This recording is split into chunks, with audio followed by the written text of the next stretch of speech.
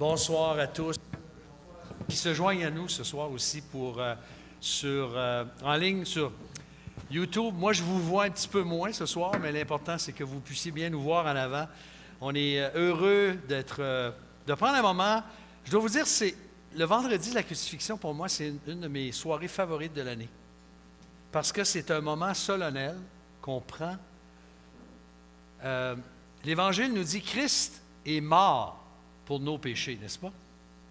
Et parce qu'il est mort pour nos péchés, bien, c'est l'occasion de s'arrêter spécifiquement à sa mort. Dimanche, on va célébrer sa résurrection, mais ce soir, on s'arrête aujourd'hui pour dans un sens, j'hésite à utiliser le mot « célébrer sa mort », mais à souligner sa mort, à réfléchir à sa mort. Et lorsque, justement, on s'arrête pour réfléchir aux souffrances de Christ lors de sa passion, on ne peut que le remercier, n'est-ce pas, pour tous les bienfaits que sa mort nous apporte, que son sacrifice nous apporte. Je veux dire, il s'est sacrifié d'une façon ultime pour nous, pour nos péchés. Et ce soir, ce que nous voulons faire ensemble, c'est que nous allons méditer 3 bienfaits dont nous héritons parce que Christ est mort. Alors, mon frère Pierre Constant, dans quelques minutes, va nous entretenir au sujet du fait que Christ a été cloué à la croix du Calvaire pour que nous puissions être épargnés de la condamnation et du jugement. Claude François, pour terminer la triade, si vous voulez, il va nous aider à méditer sur le sang versé de Jésus qui nous rend, comme le cantique le dit, comme les versets nous le disent, blanc, plus blanc que neige. Mais ce soir, ce que j'aimerais, moi, apporter comme contribution, c'est de regarder un premier bienfait qui découle de ce que Jésus a subi, vraiment à partir de son arrestation jusqu'au moment de sa mort sur la croix du Calvaire. Et s'il y a une chose qu'il a même endurée sur la croix, vous en conviendrez avec moi, ce sont les moqueries et les insultes. Jésus a enduré la moquerie et les insultes pour que toi et moi, nous puissions connaître la dignité et la gloire. Exactement le contraire de ce qu'il a enduré. Vous savez, la moquerie, les insultes, ce sont des expériences pénibles dans la vie de quelqu'un. Pendant que je vous parle de ça, peut-être qu'il vient à votre esprit un souvenir dans votre enfance, dans votre jeunesse, alors que vous étiez à l'école primaire ou secondaire, ou même au travail, où des gens se sont moqués de vous. Vous avez déjà expérimenté ça? Des gens qui vous ont bardassé, qui vous ont, comme on dit en bon québécois, niaisé, qui se sont moqués de vous, qui vous ont insulté, et ça vous a blessé profondément. Et quand on regarde chaque partie du récit de la passion de Jésus, tout est teinté de moquerie. C'est rempli d'insultes. C'est rempli de railleries, de mépris. On a traité Christ de tous les noms, n'est-ce pas? Jusqu'à l'inscription « Jésus, roi des Juifs » que Pilate a voulu faire installer sur la croix du Calvaire. Alors, ces moqueurs, ces insulteurs, ces gens qui ont fait ça, on peut les diviser très brièvement en 4 groupes. Il y a évidemment d'abord les gardes romains. Dès le moment de l'arrestation, après son arrestation, dans le jardin des Oliviers, Jésus est amené à la maison du souverain sacrificateur, Luc nous raconte, et les évangiles nous racontent, et pendant que Pierre était en train de le renier 3 fois, je vous rappelle, c'est exactement au même moment, dans Luc 22, 63-65, il est dit ceci, « Les hommes qui tenaient Jésus se moquaient de lui et le frappaient. Ils lui voilaient le visage et l'interrogeaient en disant, « Devine qui t'a frappé. » Et ils proféraient contre lui beaucoup d'autres blasphèmes. Alors les gardes ont été les premiers auxquels on est confronté dans le texte qui proféraient des insultes et qui se moquaient de lui. Et d'ailleurs, leurs moqueries se sont poursuivies, ils ne se sont pas contentés de les faire au début de l'arrestation. Ils ont continué alors qu'ils ont mis sur sa tête une couronne d'épines. Le texte nous dit qu'ils l'ont insulté, qu'ils se sont moqués de lui. Et même pendant son agonie sur la croix, les gardes romains ont continué à se moquer de lui et à le railler. Ensuite, évidemment, il y a les chefs religieux, les pharisiens, les accusateurs. Lors de son procès, et j'emploie le mot entre guillemets, un procès bidon, c'est-à-dire un procès qui n'était pas selon les normes, qui était en fait un faux procès, ils se sont acharnés contre lui, ces chefs religieux, ces pharisiens, ces accusateurs. Et en particulier pendant qu'il est suspendu sur la croix, dans Matthieu 27. Imaginez, là, Jésus est sur la croix et puis il crie ça, là.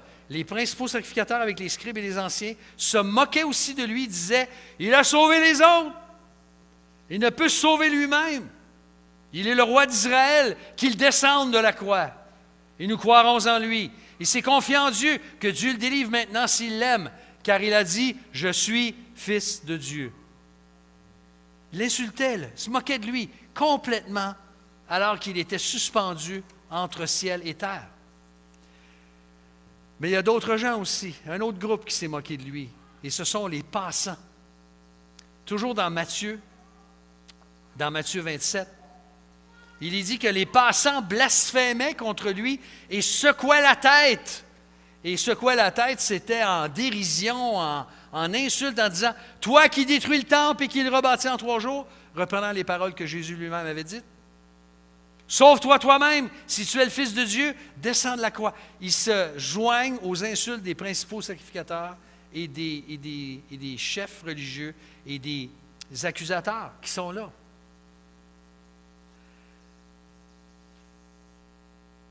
Même pendant que Jésus marchait avec sa croix dans Jérusalem vers Golgotha, on sait que les foules qui étaient là, le texte ne nous donne pas de détails, mais pendant qu'il transportait sa croix, on peut très bien imaginer les gens qui l'insultaient, qui se moquaient de lui et qui criaient toutes sortes de choses à son sujet. Et le 4e et dernier groupe, ce sont les derniers qui nous sont présentés dans les évangiles, ce sont les brigands. Les 2 brigands, un en particulier, qui l'insultait, les brigands crucifiés avec lui l'insultaient de la même manière. C'est tout ce que Matthieu nous dit, mais dans Luc, on a quelques détails. Sauve-toi toi-même et sauve-nous. C'est ce qu'un a dit.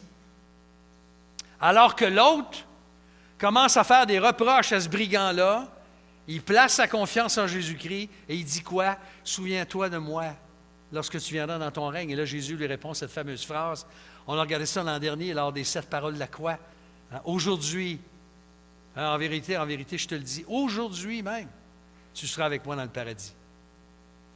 Alors, rappelons-nous, frères et sœurs, quand on pense à toutes ces moqueries, chacune de ces insultes, rappelons-nous que le Seigneur Jésus les a endurées pour nous. Il a bien voulu les endurer pour que nous puissions être sauvés. Bien sûr, c'est le sacrifice lui-même qui nous sauve, mais pour se rendre au sacrifice, Jésus a supporté toutes ces insultes et cette moquerie et ces moqueries. Il les a endurés pour qu'on puisse retrouver à notre tour notre dignité et partager non pas ses moqueries, mais sa gloire. Imaginez. Dans sa prière au Père, dans Jean chapitre 17, je ne sais pas si vous vous rappelez ce que Jésus a dit. Il a dit, « Moi, je leur ai donné, il parle à son Père, je leur ai donné la gloire que tu m'as donnée, afin qu'ils soient un comme nous sommes un. » Alors, on a toutes les raisons ce soir, alors qu'on réfléchit aux souffrances de Christ pour nous, de remercier notre Sauveur de tout cœur qu'il a bien voulu supporter ces moqueries, ces insultes pour nous accorder sa dignité et sa gloire. L'auteur aux Hébreux nous exhorte et dit « Considérez en effet celui qui a enduré de la part des pécheurs une telle opposition contre sa personne, afin que vous ne vous fatiguiez pas l'âme découragée. » Alors, de façon pratique, ce que ça veut dire, ça, c'est que lorsque nous, on subit des insultes ou des moqueries à cause de notre foi, à cause de notre appartenance au Seigneur Jésus, prenons comme exemple le Seigneur Jésus lui-même. C'est ce que Hébreux nous dit. Considérez celui, en effet, qui a enduré de la part des pécheurs une telle opposition contre sa personne, afin que vous ne sombriez pas dans un découragement ultime, que vous ne vous fatiguiez pas, l'âme découragée. Et puis là, il va rajouter qu'on n'a pas encore résisté au sang, au péché et à tout ce qui peut nous décourager. Alors, gloire à Dieu, ce soir, on peut dire, Seigneur Jésus, merci, et je vous invite à le faire avec moi, merci Seigneur d'avoir supporté toutes ces insultes, toutes ces moqueries, par amour pour nous donner une dignité en toi, la vie éternelle, une place auprès de toi et la gloire que nous partagerons au siècle des siècles avec toi. Sois béni, Seigneur Jésus, merci de tout notre cœur. Amen. Amen.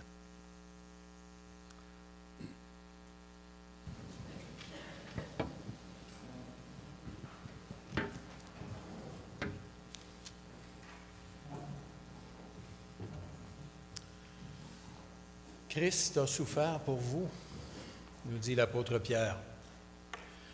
Dans les chants que nous avons chantés, dans les textes qui ont été lus, dans même la première partie qu'André nous a donnée, on voit que la Bible amène plusieurs textes ensemble, amène plusieurs idées, nous ramène régulièrement à la croix, et l'apôtre Pierre n'y fait pas exception. André a annoncé le titre de ma contribution ce soir, que Christ a souffert afin que je sois épargné de la condamnation. Je recadre un peu et j'ai intitulé ce soir « Christ a souffert pour vous ». Dans 1 Pierre chapitre 2, versets 21 à 25, on trouve ce qu'on pourrait appeler en théologie différentes théories de l'expiation. Bon, j'ai encore mon chapeau de théologien. Je vais l'enlever pour prendre mon chapeau de prédicateur et lire le texte, entre autres pour nous démontrer combien le Nouveau Testament est uni. Il y a l'apôtre Paul, l'apôtre Jean, l'apôtre Jacques et d'autres qui régulièrement parlent de la mort de Jésus-Christ et l'apôtre Pierre n'y fait pas exception. Il dit, c'est à cela, verset 21, c'est-à-dire à souffrir injustement, c'est à cela, en effet, que vous avez été appelés, parce que Christ, lui aussi, a souffert. Mais Pierre ajoute, pour vous. Il vous a laissé un exemple, afin que vous suiviez ses traces. On vient de le chanter. Lui qui n'a pas commis de péché et dans la bouche duquel il ne s'est pas trouvé de fraude, on l'a lu dans Isaïe 53, lui qui insulté ne rendait pas l'insulte, souffrant ne faisait pas de menace, mais s'en remettait à celui qui juge justement. André vient d'en parler, entre autres dans Hébreux. Lui qui a porté nos péchés en son corps sur le bois, afin que, morts à nos péchés, nous vivions pour la justice, lui dont la meurtrissure vous a guéris. Car vous étiez comme des brebis errantes, allusion à Isaïe 53 encore, mais maintenant vous êtes retournés vers le berger et le gardien de vos âmes. J'ai choisi ce texte dans 1 Pierre chapitre 2 parce qu'il semble être au carrefour de plusieurs textes, plusieurs thèmes que l'on retrouve dans toutes les Écritures. Christ, lui aussi, a souffert. Là maintenant, je vais dire pour nous. Non seulement Christ a souffert pour vous, mais Christ a souffert pour nous. Il est dit au chapitre 3, verset 18, « Christ aussi est mort une seule fois. » Mais il est précisé, lui, juste, pour nous. Non, ce n'est pas tout à fait ce qu'il dit, mais c'est assez semblable. Pour des injustes. Et ça, c'est nous tous. Ça a attiré mon attention lorsque j'ai relu ce texte dernièrement, que Pierre présente cette idée principale que Christ est mort pour nous, ou pour vous, pour nos péchés, et il va un peu déballer son cadeau. Là, je vais prendre mon rôle de grammairien, par 4 subordonnés, qui commencent toutes par « lui qui », du moins dans la colombe. Lui qui, il nous est dit, verset 22, lui qui n'a pas commis de péché. Verset 23, lui qui insultait ne rendait pas l'insulte. Verset 24, lui qui a porté nos péchés en son corps. Ou encore, lui dont la meurtrissure vous a guéri. Verset 24. On trouve dans ces versets un enchevêtrement de causes, d'actions, de raisons et de buts pour lesquels Christ est mort. Mais tout ça subordonné sous ce grand thème de Christ est mort pour vous, où lui, nous sommes appelés nous-mêmes à endurer la souffrance. D'ailleurs, lorsqu'il dit cela au verset 21, on aurait pu commencer au verset 18. Serviteurs, soyez soumis à vos maîtres en toute crainte. Et dans un contexte encore plus large, verset 13, à cause du Seigneur, soyez soumis à toute institution humaine. Et la soumission, Dieu sait que c'est souffrant. Et en particulier quand on souffre injustement, et particulièrement quand on souffre comme chrétien. Parce qu'on peut se dire, mais pourquoi les gens refusent-ils l'Évangile? Dieu nous offre en Jésus-Christ la liberté, le pardon,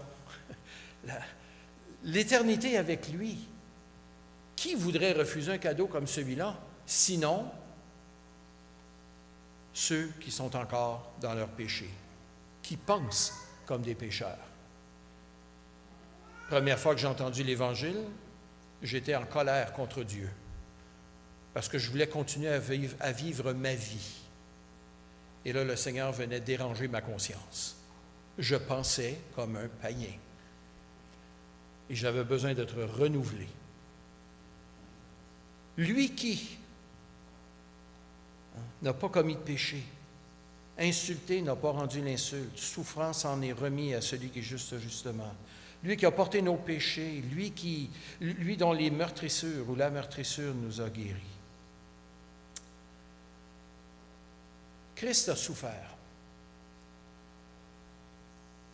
Et le texte nous dit qu'il a souffert afin de nous laisser un exemple. Est-ce là la seule raison pour laquelle Christ est mort pour nos péchés? Certains le croient. Que la mort de Jésus, en fait, c'est un grand exemple d'amour, d'abnégation personnelle, d'amour pour Dieu, de souffrance injuste. Et oui, 1 Pierre 2, 21 dit que Christ, en mourant, nous a laissé un exemple d'être capable de souffrir injustement.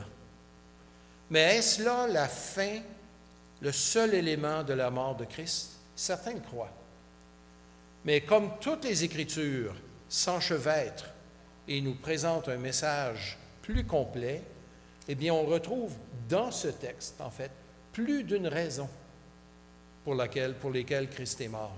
Il est mort, oui, pour nous donner un exemple, mais lorsqu'on arrive au verset 22, lui qui n'a pas commis de péché, dans la bouche duquel il ne s'est pas trouvé de fraude, lui qui insultait ne rendait pas l'insulte, souffrant ne faisant pas de menace, mais s'en remettait à celui qui juge justement.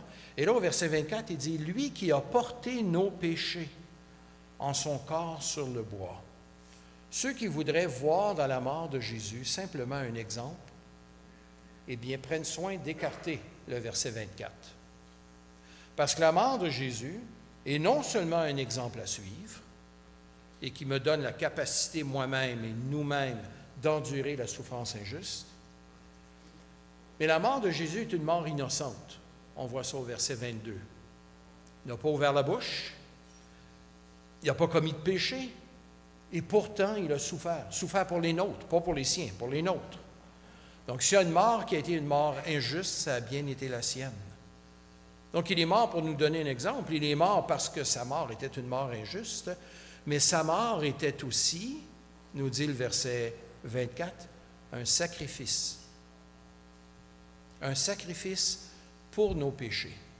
Ça, notre monde a très peu de patience avec ça. Voyons donc que Dieu a donné son Fils en sacrifice. C'est de l'abus parental. Cette expression est employée en théologie en ce moment, dans certains séminaires. Pas celui où j'enseigne. Dieu merci. Mais je l'ai entendu dire, ici à Ottawa ou ailleurs, que cette idée que Christ serait mort pour nos péchés, ça nous vient de la théologie médiévale. En fait, non, ça nous vient d'1 Pierre 2, 24. C'est bien là dans les Écritures. Christ est mort, verset 24. Il a porté nos péchés. C'est donc dire que la raison pour laquelle Christ est mort, ce n'est pas seulement pour nous donner un exemple. Ce n'est pas seulement pour nous donner un exemple d'amour ou d'abnégation ou de persévérance dans la souffrance. Sa mort a été un réel sacrifice, afin qu'il n'y ait plus sur moi, sur toi, la condamnation de Dieu. Et ça aussi, c'est affirmé partout dans les Écritures. Dans Isaïe 53 que nous avons lu, dans Romains 3, dans Romains 5, Romains 8, 1 Pierre 2, 1 Pierre 3, Jacques, etc. Alors, Christ est mort pour enlever la condamnation qui était sur nos épaules. Si nous ne comprenons, si nous refusons cela, il y a deux choses qui nous manquent. Il nous manque une saine et sainte compréhension de la sainteté de Dieu. Et il nous manque aussi une saine et une sainte compréhension de l'affront que nous faisons à Dieu par nos péchés. Et on pourrait se dire, bien, quelle espérance avons-nous si tel est le cas? Bien, c'est justement, Christ est mort pour nous. Il a subi la condamnation afin que moi, je sois délivré. De sorte que maintenant, jadis, nous étions comme des brebis errantes, mais maintenant, nous sommes retournés vers le berger et le gardien de nos âmes. Christ est mort pour nous pardonner, pour nous libérer, mais aussi pour nous équiper à le suivre.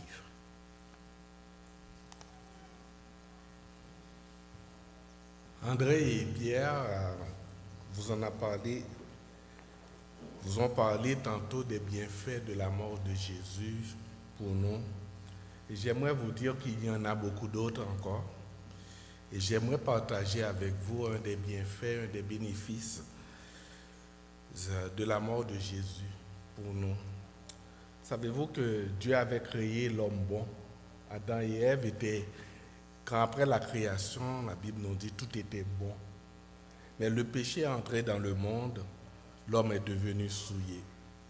Nous avons besoin du pardon, nous avons besoin d'être purifiés pour s'approcher à Dieu. Le texte que j'aimerais parler à propos du fait que Jésus a versé son sang pour me rendre plus blanc que la neige, ou bien pour nous rendre plus blanc que la neige. J'aimerais lire dans Hébreux, le chapitre 9, les versets 18 à 22. Il dit, « C'est pourquoi la première alliance elle-même n'a pas été inaugurée sans effusion de sang. En effet, Moïse, après avoir énoncé pour tout le peuple chaque commandement selon la loi, prit le sang des veaux et des boucs avec de l'eau, de la laine écarlate et de l'hysope, et aspergea le livre lui-même et tout le peuple en disant, « Ceci est le sang de l'alliance que Dieu a ordonné pour vous. » Et de la même manière, il aspergea de sang le tabernacle et tous les objets du culte. Selon la loi, presque tout est purifié avec du sang. Et sans effusion de sang, il n'y a pas de pardon. Juste avant de parler du sang et du rendre plus blanc que neige, j'aimerais juste mettre en contexte pour vous dire que la compréhension traditionnelle de l'épître aux Hébreux se veut être un encouragement adressé à des juifs, à des chrétiens juifs convertis qui étaient en but à une persécution croissante. Mais l'encouragement, c'était de ne pas retourner vers le judaïsme. L'auteur veut ainsi démontrer que les grâces en Jésus-Christ, les grâces disponibles en Jésus-Christ, sont supérieures à celles que l'Ancienne Alliance, l'Ancien Testament ou bien toutes les rites de l'Ancienne Alliance pouvait offrir. Mais une question qu'on pourrait se demander, pourquoi fallait-il, pour le pardon, que du sang soit versé? Pourquoi il faut verser du sang? Pourquoi il y a effusion de sang ou aspersion de sang pour que le pardon soit obtenu? Dans la parole de Dieu, dans Lévitique chapitre 17, on voit le rôle du sang. La Bible nous dit, la vie de toute chair, c'est son sang qui est en elle. Si vous lisez l'Ancien Testament, vous allez voir dans les rites sacrificiels de l'Ancien Testament, le sang des victimes était aspergé sur l'autel des sacrifices et à différents endroits du sanctuaire. Et parfois même, le sang est versé non seulement sur des objets, mais sur des gens, comme Aaron et ses enfants lors de l'investiture. L'aspersion du sang avait pour effet de purifier. C'était de purifier soit l'objet ou bien la personne en tant que telle, afin que soit préservé le caractère sacré. Parce que quand le péché y est, la chose devient, ou bien la personne est souillée. En d'autres termes, le rite avait une valeur expiatoire. C'est une valeur pour trouver le pardon devant Dieu. D'ailleurs, Dieu va lui-même dire à Moïse, dans Lévitique 17, le verset 11, « Je vous l'ai donné », c'est-à-dire le sang, « je vous l'ai donné sur l'autel, afin que, par lui, vous obtenez l'expiation, afin qu'il serve d'expiation pour votre vie, parce que c'est par la vie que le sang fait l'expiation. » En peu de mots, on peut dire que l'expiation doit se faire par une mort qui intervient à la place de la mort du coupable. Dans l'Ancienne Alliance, c'était un animal. Mais aujourd'hui, on va comprendre pourquoi Christ a versé son sang.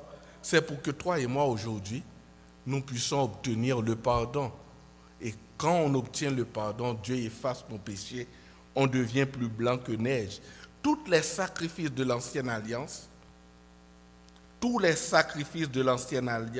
d'ailleurs, préfiguraient la mort du Christ. Le Nouveau Testament associe fréquemment le sang du Christ à notre rédemption. Pierre en a parlé tantôt de 1 Pierre. Dans 1 Pierre, on trouve un texte qui est clair, qui nous dit, 1 Pierre 1, versets 18 à 19, il nous dit, « Vous savez en effet que vous avez été rachetés non par des choses périssables, argent ou or, mais vous avez été rachetés par le sang précieux du Christ, de la vaine manière de vivre que vous avez hérité de vos pères. » Mais néanmoins, nous autres chrétiens, l'erreur qu'on peut commettre, c'est de croire que le sang de Jésus-Christ a été versé uniquement pour notre culpabilité devant Dieu. Oui, c'est vrai, le sang a été versé pour notre culpabilité. Mais le sang de Jésus-Christ, la Bible lui attribue d'autres effets. Par exemple, par le sang du Christ, aujourd'hui, je crois que nous sommes saints, nous sommes purs, parce que Dieu nous a rendus blancs plus blancs que neige. Dans Ésaïe, chapitre 1er, la Bible nous dit, dans Ésaïe 1, verset 18 à 19, le prophète nous dit, « Venez et plaidez. Si vos péchés sont comme le cramoisi, ils deviendront blancs comme la neige. S'ils sont rouges comme l'écarlate, ils deviendront comme la laine. » Le prophète, d'ailleurs, dès le début, le prophète a démontré que la volonté de Dieu même, c'est d'opérer la purification nécessaire. Le rouge, c'est la couleur du sang versé, et ça symbolise le péché dans sa forme la plus grave, tandis que le blanc symbolise la pureté. Dieu invite tout le monde, Dieu nous invite tous, personne n'est écarté. Même le plus vil des pécheurs peut devenir blanc, plus blanc que la neige. D'ailleurs, c'est le même langage que David lui-même avait. Le même langage que David a utilisé quand il a commis l'adultère avec la femme d'Uri. Rappelez-vous, dans le psaume 51, le verset 9, David dit à Dieu, « Purifie-moi avec l'hysope et je serai pur. Lave-moi et je serai blanc, plus blanc que la neige. » L'hysope était une plante utilisée pour l'aspersion du sang dans les rites de purification ordonnés par la loi de Moïse. Mais comme l'auteur de l'Épître aux Hébreux nous dit, si le sang des boucs et des taureaux et la cendre d'une génisse qu'on répand sur ceux qui sont souillés, les sanctifie de manière à purifier la chair, combien plus le sang du Christ, qui par l'Esprit éternel s'est offert lui-même à Dieu sans tache, combien ce sang purifiera-t-il notre conscience des œuvres mortes, afin que nous servions le Dieu vivant. Le sang de Jésus-Christ a accompli véritablement ce que le sang des agneaux et des boucs de l'ancienne alliance n'effectuait que rituellement. Mais j'aimerais vous mettre en garde, mes frères et sœurs, il faut se garder de prendre la mention du sang de Christ d'une manière trop littérale. Le sang lui-même n'avait pas une fonction salvatrice. Le sang est mis pour la mort du Christ.